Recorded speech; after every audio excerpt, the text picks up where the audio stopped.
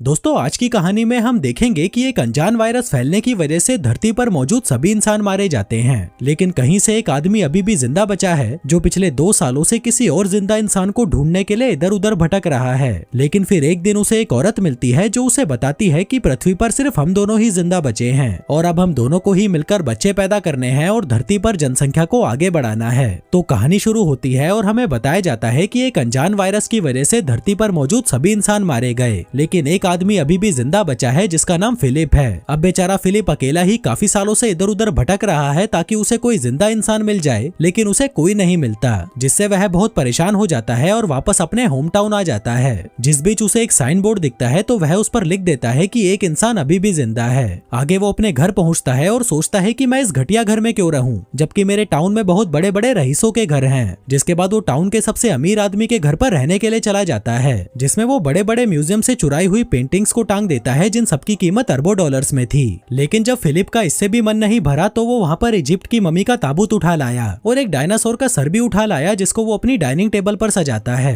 फिर रात को सोने से पहले वो ऊपर वाले से बार बार हस्त मैथुन करने के लिए माफी मांगता है जो वो पिछले 2 सालों से कर रहा था। फिर अगली सुबह वो टॉयलेट जाता है लेकिन उसमें पानी नहीं आ रहा था, तो वह अपना पिछवाड़ा धोने के लिए बहुत सारी बिस्लेरी की बोतल उठा लाता है। फिर पेट खाली करने के बाद उसे भूख लगी थी तो वह एक सुपरमार्केट में जाता है जिसके दरवाजे को खोलने की बजाय वो उसे बंदूक से उड़ा देता है। फिर अंदर आकर वो अपने लिए बहुत सारा खाना लेता है, लेकिन तभी उसकी नजर वहाँ रखी गंदी मैगजीन्स पर जाती है जिसको वह ठूस ठूस कर अपनी ट्रॉली में डालता है और वहाँ से निकल लेता है। रात को वह $10,000 की वाइन खोलता है और ऊपर वाले को शुक्रिया करता है, जिसके बाद वो 2 बार हाथ गाड़ी चलाता है और चुपचाप सोने चला जाता है। फिर अगले दिन फिलिप अपना टाइम पास करने के लिए घर के महंगे महंगे सामानों को बर्बाद कर देता है, लेकिन जब इससे भी उसका मन नहीं भरता तो वह एक महंगी मस्टैंग को एक सस्ती कार से भिड़ाकर विस्फोट कर देता है, क्योंकि वो बेचारा कब तक अपनी हाथ गाड़ी चलाकर टाइम पास करता। अब ऐसे करते करते कुछ दिन बीत जाते हैं और हम देखते हैं कि फिलिप का घर एक कबाड़ खाना बन चुका है, और वैसे भी वो इस घर को क्यों ही साफ करता, ये घर उसका थोड़ी ना था। आगे वो एक रबर के पूल को दारू से भर देता है और उसी में नहाता है, उसी को पीता है। इसी बीच अचानक उसे जोर का टॉयलेट आ जाता है, लेकिन उसके टॉयलेट में कबाड़ भरा पड़ा था, इसलिए वो अपने लिए एक नया कमोड बनाने की सोचता है। वो एक स्विमिंग पूल के फट्टे को बीच में से काट देता है और वहीं पर हगने बैठ जाता है। फिर हगने के बाद वो एक बार में जाता है और वहाँ पर रखे हुए खिलौनों से पूछता है कि क्या तुम लोग थोड़ी दारू पीना चाहोगे, लेकिन जब वो खिलौने उसे कोई जवाब नहीं देते तो वह खुद ही पूरी बोतल दारू की पीकर वहाँ पर बेहोश हो जाता है। थोड़ी देर बाद जब उसे होश आता है तो वह एक खिलौने को अपने साथ कार में लेकर एक लड़की के पुतले के पास जाता है और उससे बातें करने लगता है। कहता है कि मैं बहुत दिनों से तुम्हें नोटिस कर रहा हूँ, लेकिन मुझमें इतनी हिम्मत नहीं थी कि मैं तुम्हें अपनी दिल की बात बता सकूं। जो कहकर वो उसे किस करने लगता है कि तभी उस पुतले का हाथ टूट जाता है, जिसे देखकर फिलिप उदास हो जाता है और अगले दिन एक पहाड़ी पर जाकर वहाँ पर RIP फिलिप लिख देता है। जिसके बाद वो अपनी कार में बैठता है और उसे फुल स्पीड से पहाड़ी से क्रैश करवाने के लिए आगे बढ़ता है, लेकिन इससे पहले कि वो अपनी जान देता उसे वहाँ कुछ अजीब सी चीज दिखाई देती है। वो जल्दी से अपनी कार रोकता है और देखता है कि पहाड़ के पीछे से धुआं निकल रहा है, जिसका मतलब था कि कोई इंसान अभी भी जिंदा बचा है, इसलिए वो जल्दी से उस धुएं की तरफ आगे बढ़ता है। फिर उस जगह पर पहुंचकर उसे एक कैंप लगा हुआ दिखाई देता है, जिसके साथ ही वहाँ पर एक लड़की की ब्रा भी टंगी हुई थी, जिसे देखकर वह खुश हो जाता है और उस ब्रा को सूंघने लगता है। जिसके बाद वो वहीं पर बेहोश हो जाता है। थोड़ी देर बाद जब उसे होश आता है तो वह खुद को एक खूबसूरत लड़की की गोद में लेटा हुआ पाता है, जो उसे कहती है कि मुझे तो यकीन ही नहीं हो रहा कि तुमने मुझे ढूंढ लिया, जो कहकर वो उसे किस करने लगती है। पर तभी फिर से उसकी आंख खुलती है और वह देखता है कि एक लड़की उसे CPR दे रही थी और वो दिखने में बिल्कुल भी खूबसूरत नहीं थी, इसलिए वह उससे डरकर दूर हट जाता है। वो उससे पूछता है कि वो खूबसूरत लड़की कहाँ गई, जिस पर वो लड़की, जिसका नाम कैरल होता है, कहती है कि तुम बेहोश हो गए थे और तुमने अपने कच्छे में सुसु भी कर दिया था, इसलिए मैं तुम्हें CPR दे रही थी। फिलिप कहता है कि मैंने सुसु नहीं किया, ये पहले से ही गीला था, जो कहते हुए वो उसकी तरफ बढ़ने लगता है, जिससे घबराकर कैरल अपनी बंदूक निकाल लेती है। कहती है कि पहले तो मेरी ब्रा नीचे रखो और ये बताओ कि क्या तुम एक अच्छे इंसान हो। वो कहता है कि हाँ मैं अच्छा हूँ, तुम मुझ पर भरोसा कर सकती हो। वो पूछती है कि तुमने ही उस साइन बोर्ड पर अपने बारे में लिखा था। फिलिप कहता है कि हाँ वो मैंने ही लिखा था। दरअसल अकेले रह रहकर मैं परेशान हो चुका था और अपनी जान देने ही जा रहा था कि तभी मुझे तुम दिखाई दी। जो सुनकर कैरल को उस पर तरस आ जाता है और वह उससे दोस्ती कर लेती है। आगे वो दोनों साथ में बैठकर कॉफी पीने लगते हैं, जहाँ पर हम फिलिप को देखते हैं जो बिल्कुल भी खुश नहीं था, क्योंकि वो अपने लिए हमेशा से एक खूबसूरत लड़की चाहता था, लेकिन उसे क्या मिला, ये जंग लगा कबाड़। जिसके बाद वो कैरल को अपना घर दिखाने ले जाता है, लेकिन तभी रास्ते में कैरल उसे एक स्टॉप साइन पर रुकने के लिए कहती है। जिसके बाद वो दोनों दाएं बाएं देखकर चेक करते हैं कि कहीं कोई सड़क क्रॉस तो नहीं नहीं कर रहा। आगे घर आकर फिलिप कैरल को अपना टॉयलेट वाला पूल दिखाता है, फिर कचरे वाला पूल दिखाता है और फिर दारू वाला पूल दिखाता है। फिर अंदर आकर कैरल को वहाँ बहुत सारे मैगजीन के ढेर पड़े हुए दिखते हैं, तो वह उससे पूछती है कि ये सब क्या है। फिलिप कहता है कि ये मेरी हाथ गाड़ी चलाने के लिए गंदी मैगजीन्स हैं। जो सुनकर कैरल हंसने लगती है और कहती है कि मैं तुम्हें जज तो नहीं करना चाहती, पर तुम मुझे बहुत बड़े ठरकी लगते हो। जो सुनकर फिलिप को बहुत बुरा लगता है और वो उसे वहीं पर छोड़ आता है जहाँ से वो उसे उठाकर लाया था। फिर अगली सुबह जब उसकी नींद खुलती है तो वह देखता है कि कैरल फिर से वहाँ पर आ गई है और उसके घर का कचरा साफ कर रही है। फिलिप कहता है कि आगे से जब तुम मेरे घर का कचरा साफ करने आओ तो मुझे बता कर आना। जो सुनकर कैरल को गुस्सा आ जाता है और वह फिर से वहाँ पर उस कचरे को फैला देती है। फिलिप उसे रोकने की कोशिश करता है तो वह कहती है कि हमें इसे साफ करने के लिए क्लीनर चाहिए, जिसको लेने के लिए वो दोनों सुपरमार्केट पहुंच जाते हैं। तभी फिलिप अपनी कार को हैंडीकैप लोगों की पार्किंग में खड़ी कर देता है, तो कैरल उसे कहती है कि ये जगह हैंडीकैप लोगों की है, तुम अपनी कार कहीं और खड़ी करो। जो सुनकर फिलिप को गुस्सा आ जाता है और वो कहता है कि कहीं तुम पागल वागल तो नहीं हो, इस दुनिया में हम दोनों के अलावा कोई और है ही नहीं, तो यहाँ पर हैंडीकैप इंसान कहाँ से आएगा। कैरल कहती है कि जो भी हो, पर तुम अपनी कार को कहीं और पार्क करो। अब फिलिप का दिमाग घूम चुका था, तो वह अपनी कार को सीधा सुपरमार्केट के अंदर घुसा देता है। फिर रात को वह अपने खिलौने दोस्तों से बात करने बार में जाता है और उन्हें बताता है कि अब मैं इस दुनिया का आखिरी इंसान नहीं रहा। मुझे लगा था कि मुझे एक खूबसूरत लड़की मिलेगी जिसके साथ मैं रोज मजे करूंगा, लेकिन मुझे क्या मिला, ये सड़ा हुआ करेला कैरल। फिर अगली सुबह जब वो बियर से कुल्ले कर रहा था,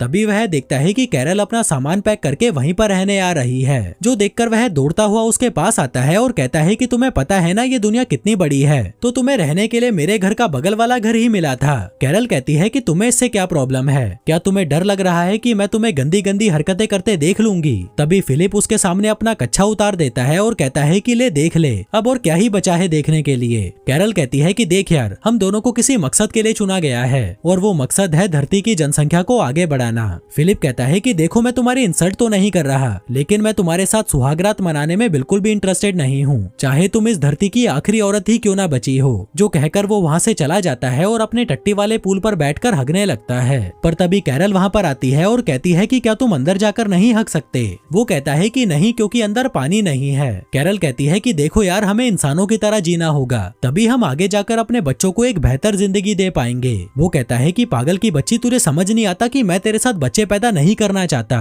वो कहती है कि ठीक है, लेकिन मुझे खाने के लिए फ्रेश फ्रूट्स और वेजिटेबल्स चाहिए, क्या तुम्हें नहीं चाहिए वो। फिलिप कहता है कि मुझे इससे कोई फर्क नहीं पड़ता। तभी कैरल अपनी पॉकेट में से एक टमाटर निकालती है और उसे चिढ़ाते हुए खाने लगती है। वहीं उसको टमाटर खाता देख फिलिप भी 2 साल पुराने डिब्बे में पैक टमाटर खाने लगता है, लेकिन उसे वो खाने में मजे नहीं आ रहे थे, तो वह रात में चुपके से कैरल के गार्डन में घुस जाता है और उसके सारे टमाटर खा जाता है। फिर अगली सुबह कैरल उसके घर पर आती है और पूछती है कि क्या तुम्हें टमाटर खाकर मजे आए, जिस पर वो उसके मुंह पर मुंह कर जाता है और कहता है कि मुझे नहीं पता तुम क्या बोल रही हो, जिस पर कैरल उसे आतंकवादी बोलकर लंगड़ाती हुई वहाँ से जाने लगती है। फिलिप उससे पूछता है कि तुम्हारे पैर को क्या हुआ। वो कहती है कि जमीन से पानी निकालते वक्त मुझे चोट लग गई। अब उसकी ये हालत देखकर फिलिप को उस पर तरस आ जाता है, इसलिए वो उसकी पानी का जुगाड़ करने में मदद करता है, जिसमें वो एक वॉल्व से पानी के पाइप को जोड़कर पानी को कैरल के घर तक ले आता है, जिसे देखकर वह बहुत खुश होती है और उसे रात को डिनर के लिए इनवाइट करती है। फिर रात में डिनर के दौरान कैरल फिलिप को बताती है कि तुम्हारे औजार को देखकर मुझे पूरा यकीन हो चुका है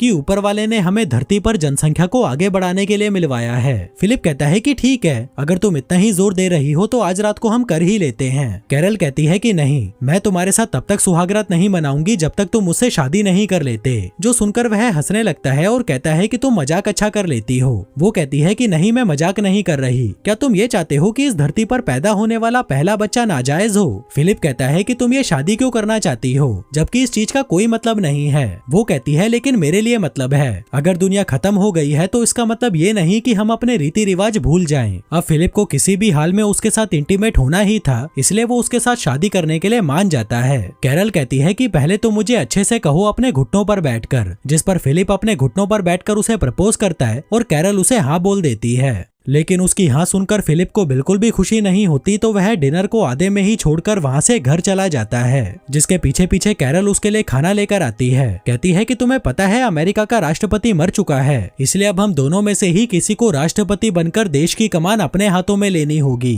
वहीं फिलिप जो उससे बहुत ज्यादा परेशान हो चुका था कहता है कि तुम ही बन जाओ राष्ट्रपति। वो कहती है कि मैं नहीं बन सकती क्योंकि मुझे लोगों के बीच भाषण देना नहीं आता, इसलिए उन दोनों की सहमति से फिलिप को राष्ट्रपति बना दिया जाता है। फिर फिर अगले दिन कैरल स्टोर से अपनी शादी के लिए कुछ सामान लेने जाती है। वहीं फिलिप अपनी बैचलर पार्टी एंजॉय कर रहा था, जिसमें वो बहुत सारे टिश्यू पेपर्स को इकट्ठा करके उसमें आग लगा देता है। जिसके बाद वो फटे पुराने कपड़े पहनकर चर्च में पहुंचता है, जहां कैरल ने चर्च को बहुत अच्छे से सजा रखा था और खुद भी वो बहुत अच्छे से तैयार होकर आई थी। फिर शादी के दौरान जब रिंग पहनाने की बारी आती है तो फिलिप शादी की रिंग लाना ही भूल जाता है। दरअसल वो ये शादी करने में बिल्कुल भी इंटरेस्टेड नहीं था, जो देखकर कैरल गुस्सा हो जाती है और शादी को बीच में ही छोड़कर वहां से चली जाती है। तभी फिलिप उसके पीछे पीछे उसके घर पहुंचता है और उसे दरवाजा खोलने के लिए कहता है, लेकिन जब वो दरवाजा नहीं खोलती तो वह उसके दरवाजे को तोड़ देता है। फिर अंदर आकर वो देखता है कि कैरल ने अपने घर को बहुत सुंदर सजा रखा था, क्योंकि वो अपनी शादी को लेकर बहुत ज्यादा एक्साइटेड थी। जिसके बाद वो कैरल को देखता है जो सड़ी हुई शक्ल लेकर एक कमरे में बैठी हुई थी। फिलिप उससे माफी मांगता है और कहता है कि मैं सच में रिंग के बारे में भूल गया था, अगर मुझे याद रहता तो मैं पक्का लेकर आता।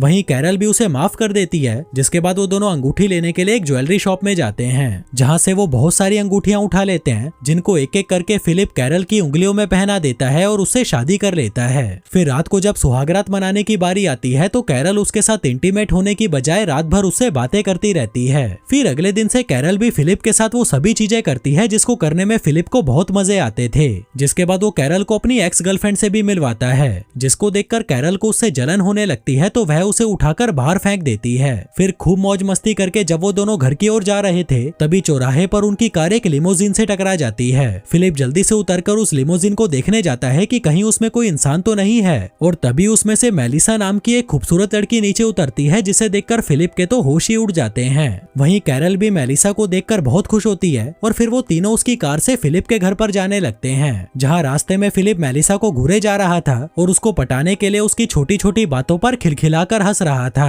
मेलिसा बताती है कि मैं वो टाउन के बाहर लगे साइन बोर्ड को पढ़ के यहाँ पर आई थी और पिछले 2 हफ्तों से यहाँ पर कुत्ते की तरह भटक रही थी, लेकिन मुझे यहाँ पर कोई नहीं मिला। जो सुनकर फिलिप सोचने लगता है कि मुझसे कितनी बड़ी गलती हो गई, ये लड़की तो कैरल से पहले यहाँ पर आई थी, अगर ये मुझे पहले मिल जाती तो मैं इससे ही शादी करता। तभी कैरल भी मेलिसा को बता देती है कि हमने भी 1 हफ्ते पहले ही शादी की है। जो सुनकर मेलिसा चौंक जाती है और कहती है कि यार तुम तो बड़े तेज निकले। वहीं ये शादी वाली बात फिलिप को बिल्कुल भी अच्छी नहीं लगती और इससे पहले कि कैरल उन्हें कुछ और बताती वो कार की बीच वाली खिड़की को बंद कर देता है। इसके बाद वो तीनों घर पहुंचते हैं, जहां मेलिसा उसके घर में लगी हुई महंगी महंगी पेंटिंग्स को देखकर हैरान हो जाती है और कहती है कि मैं बहुत थक गई हूँ, मुझे रेस्ट की जरूरत है। फिलिप कहता है कि तुम मेरे घर पर आराम कर लो, हम बहुत सारी बातें करेंगे और साथ में मिलकर खूब मजे करेंगे। पर तभी कैरल कहती है कि अगर मैं होती तो उसके घर में बिल्कुल भी नहीं रुकती, क्योंकि फिलिप इस घर के पूल का इस्तेमाल हगने के लिए करता है। जो सुनकर मेलिसा कहती है कि ठीक है, मैं अपने लिए कोई दूसरा घर ढूंढ लूंगी। फिर जाने से पहले कैरल उसे डिनर के लिए इनवाइट करती है, जिसके लिए वो मान जाती है। तभी कैरल उसे गले लगा लेती है। वहीं फिलिप जो ऐसे मौके कभी नहीं छोड़ता, वो भी उनके बीच में घुस जाता है और जाकर मेलिसा को पीछे से चिपकने लगता है। फिर शाम के समय जब डिनर की तैयारी की जा रही थी तभी फिलिप वहाँ पर अपनी दाढ़ी काट कर आता है, जो देखकर कैरल चौंक जाती है कि जब उसने कहा था तो फिलिप ने उसे दाढ़ी काटने से मना कर दिया था। दरअसल वो मेलिसा के साथ इंटीमेट होने की नाकाम कोशिश कर रहा था, जिसके लिए वो कुछ भी करने को तैयार था। फिर रात में जब सभी डिनर टेबल पर थे तभी फिलिप मेलिसा को घूरे जा रहा था और अपने आप को कोसे जा रहा था कि उसने इतनी जल्दी शादी क्यों कर ली। जिसके बाद वो मेलिसा की हर बात में हाँ मिलाने लगता है, जैसे कि जो मूवी मेलिसा की फेवरेट थी वो फिलिप की भी फेवरेट थी, जो खाना मेलिसा का फेवरेट था वो उसका भी फेवरेट था, जो कार उसकी फेवरेट थी वो उसकी भी फेवरेट थी। दरअसल वो ये इसलिए कर रहा था ताकि मेलिसा को लगे कि इन दोनों के बीच में कोई कनेक्शन है। फिर डिनर खत्म होने के बाद कैरल फिलिप को अपने साथ मस्ती करने के लिए बुलाती है, लेकिन फिलिप का बिल्कुल भी मन नहीं था तो वह उसे मना कर देता है और कहता है कि मेरे पेट में दर्द है। कैरल पूछती है कि तुम मुझे एक बात बताओ, कहीं तुम मेलिसा से आकर्षित तो नहीं हो? वो कहता है कि नहीं, ऐसा कुछ नहीं है, जो कहकर वो सोने चला जाता है। तभी आधी रात में मेलिसा उससे अपनी बजवाने आती है, जिसे देखकर फिलिप कुत्ते की तरह उसके पीछे जाने लगता है। पर तभी उसे वहाँ कमोड पर बैठी हुई कैरल दिखाई देती है, जिसे देखकर वह बुरी तरह डर जाता है। फिर अगली सुबह मेलिसा फिलिप से मिलने आती है, जहाँ वो देखती है कि फिलिप एक्सरसाइज कर रहा था। दरअसल वो मेलिसा को अपनी बॉडी दिखाकर पटाना चाहता था। मेलिसा उसे बाहर बुलाती है और पूछती है कि ये सब क्या है। फिलिप कहता है कि ये मेरी तरफ से तुम्हारे लिए एक तोहफा है, क्योंकि मैंने तुम्हारी लिमोजिन जो तोड़ दी थी। वो कहती है कि तुम्हें ये सब करने की कोई जरूरत नहीं है। इसी बीच कैरल फिलिप को आवाज लगाकर अपने पास बुलाती है और पूछती है कि क्या तुमने मेलिसा को एक नई कार गिफ्ट की है? वो कहता है कि हाँ, क्योंकि मैंने उसकी लिमोजिन तोड़ जो दी थी। वो कहती है कि तुम्हारे पास ये सब करने का टाइम है, जबकि मैं तुम्हें 100 बार बोल चुकी हूँ कि मेरा दरवाजा ठीक कर दो, पर तुम्हारे पास इसके लिए टाइम नहीं है। अब मुझे नहीं पता तुम इसे कैसे भी ठीक करो। आगे कैरल मेलिसा को अपनी शादी की फोटोज दिखाती है जो उसने खुद ड्रॉ की थी। मेलिसा पूछती है कि अगर तुम दोनों की शादी हो चुकी है तो तुम दोनों साथ में क्यों नहीं रहते। वो कहती है कि नहीं, मैं उसके साथ नहीं रह सकती, वो बहुत गंदा है। मैंने उसके साथ शादी सिर्फ धरती पर जनसंख्या को बढ़ाने के लिए की है। वहीं जब फिलिप दरवाजा ठीक कर रहा था तभी मेलिसा उसके पास आती है। वो कहती है कि मेरे पास एक जनरेटर है जिससे हम बियर को ठंडी करके पी सकते हैं, इसलिए तुम शाम को कैरल को लेकर मेरे घर पर आ जाना। लेकिन फिलिप अकेले ही उसके घर बियर पीने पहुंच जाता है और उसे कहता है कि कैरल की तबीयत खराब है इसलिए वो नहीं आ सकती, जबकि इसने कैरल को बताया ही नहीं था कि मेलिसा ने इनको बियर पीने के लिए इनवाइट किया है। फिर बातों के दौरान मेलिसा उसे बताती है कि मैं पिछले 2 सालों से किसी मर्द की तलाश में भटक रही हूँ, क्योंकि मुझे भी मजे करे काफी साल बीत चुके हैं। मेरी भी कुछ जरूरतें हैं जिन्हें मैं पूरा करना चाहती हूँ। फिलिप कहता है कि हाँ, मैं समझ सकता हूँ, ये सब नेचुरल है। मेलिसा कहती है कि मैं तुम दोनों के लिए बहुत खुश हूँ कि तुम दोनों साथ में हो। भले ही तुम दोनों में अनबन चलती रहती है पर तुम दोनों साथ में तो हो, जिसकी मैं बहुत इज्जत करती हूँ। वहीं फिलिप उसे ये बताने के लिए तड़पा जा रहा था कि मैं कैरल से बिल्कुल भी खुश नहीं हूँ। मैं तो तुम्हारे जैसी किसी लड़की के साथ मजे करना चाहता था, पर मुझे क्या मिला, ये सड़ा हुआ कचरा। मेलिसा कहती है कि मेरी भी किस्मत देखो, मुझे धरती पर मौजूद एक आखिरी मर्द मिला और वो भी शादीशुदा। फिलिप कहता है कि चिंता मत करो, अब वो मर्द शादीशुदा नहीं रहेगा। जिसके बाद वो अपनी शादी तोड़ने के लिए कैरल के पास जाता है, लेकिन वो उसे कुछ कह नहीं पाता क्योंकि वो उनकी शादी की फोटो से दरवाजे पर टांगने वाला दिल बना रही थी, जो देखकर उसे कैरल पर तरस आ जाता है और वो उसकी फीलिंग्स को हर्ट नहीं करना चाहता था, इसलिए वो चुपचाप वहाँ से अपने घर चला जाता है। वहीं दूसरी तरफ हम एक ऑडी को आते हुए देखते हैं, जिसका मतलब था कि एक इंसान और भी है जो इस धरती पर जिंदा बचा है। जो इंसान वहाँ पर फिलिप का वो अलाइव वाला बोर्ड देखता है और उस टाउन की तरफ निकल पड़ता है। अब ये इंसान कौन था और उन लोगों के अलावा और कितने इंसान हैं जो अभी भी जिंदा बचे हैं, और क्या अपना फिलिप मेलिसा के साथ सुहागरात मना पाएगा, ये सब देखेंगे हम अगले वीडियो में। धन्यवाद।